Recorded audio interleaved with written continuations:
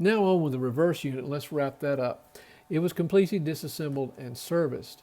I did not disassemble nor remove the coil. I saw no reason to do that. However, I removed both of the brush assemblies, finger assemblies, the finger boards, and I removed the drum. You can test these manually by using this lever, the lock lever right here.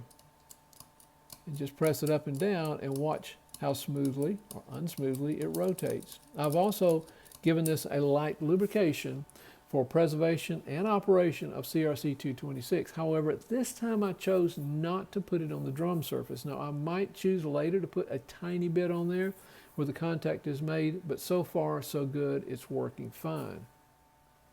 In a previous segment, I mentioned that in order to get the fingerboards off, and hence the fingers, straighten these tabs out right here and here for the top, here and here for the bottom, and I did that with my heavier needle nose pliers, and I always do it by grasping these tabs very firmly, not just kind of loosely, but I mean as tight as I can squeeze and press them, and then gently rotate to straighten up these tabs. And then after I get them off, I go into kind of a press mode, and I use the lower end of the pliers to press them and to make sure that they're straight with the body.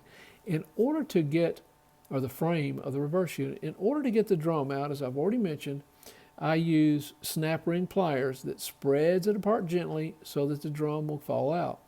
When I put it back together, drum goes in first with me putting a slight pressure here with the snap ring pliers to spread it apart, drop it in, make sure it's lined with the holes properly. And then I put on the boards, the finger boards, with a slight pressure with my fingers to ensure that there is alignment with all the slots and tabs, like that. And it's ready to go on. Now here is one critical part.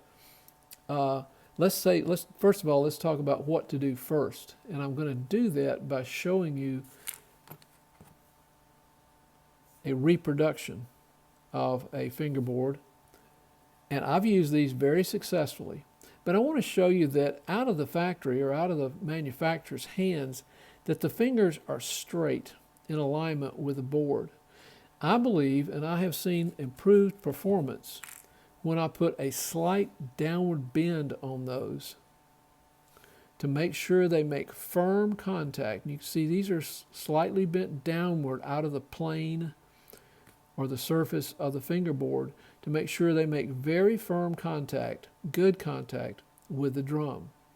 The other thing I do is I adjust the tips of these with a slightly curl up to ensure that it's being contact's being made in the right place. So on this one, I've not done that yet. May have done it on one of them, don't know why. But I simply bend the tip up with some real small needle nose pliers. The other thing I do is to make sure that the fingers are perpendicular to the board. Yeah, they can rotate because of that little grommet right there. They can rotate this way.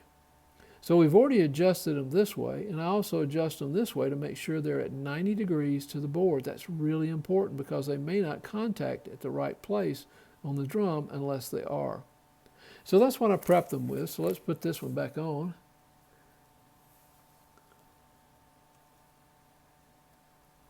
And talk about how I tighten these up. It's extremely important, and I'm going on this in some detail because I've had somebody write me within a day. Matter of fact, it may have come in today about fingerboards. When I put these back on, I want to make sure that they are pressed downward. Now you're going to get a little bit of resistance because those springs are applying pressure to the drum. I want to make sure that they're down as far as they can go. And then in order to make sure they're tight, I take my needle nose pliers, press down so you can't really see it. I'm putting downward pressure on that board. Hold it down so that it's firm against the frame of the reverse unit. Then I clasp very firmly so that it can't possibly slip the tab, and I begin a really slow rotation process. And I continue that rotation process until I get no movement out of the board. It's really important that these boards cannot move up or down that they're really, really tight. Now, a couple of cautions. One is you don't want to twist these tabs too far for two reasons. You might snap them off the frame, and then you can basically throw away the reverse unit or use it for parts. You got to maintain that tab. The other thing you got to be careful is that the further you bend that tab, you're putting pressure on this particle board.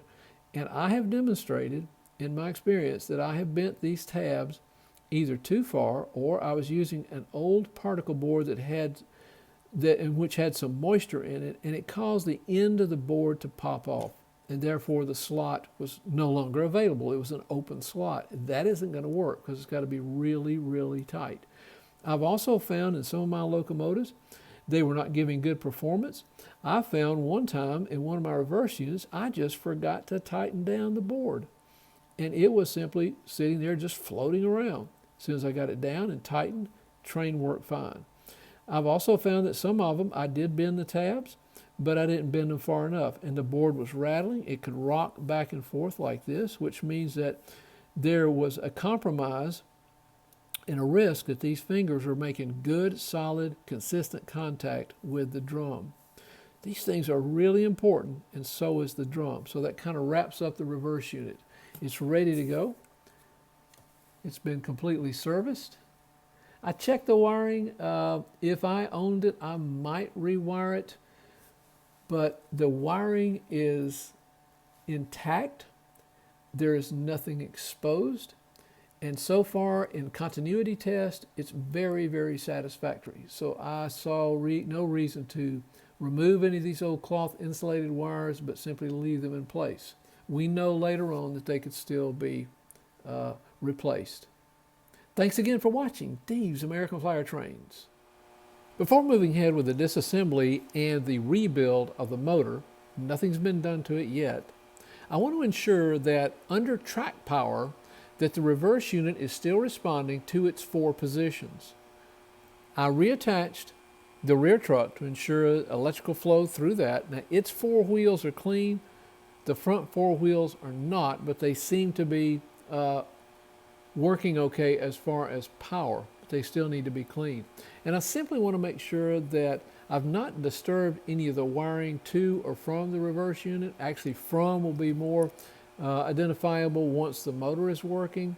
I already know the lights work, but I want to make sure that I didn't make it any worse, because before it had shown some signs of moving through 4 positions, but not quite as smoothly as I wanted. So all I want to do is put it under track power to make sure that the reverse unit is responsive.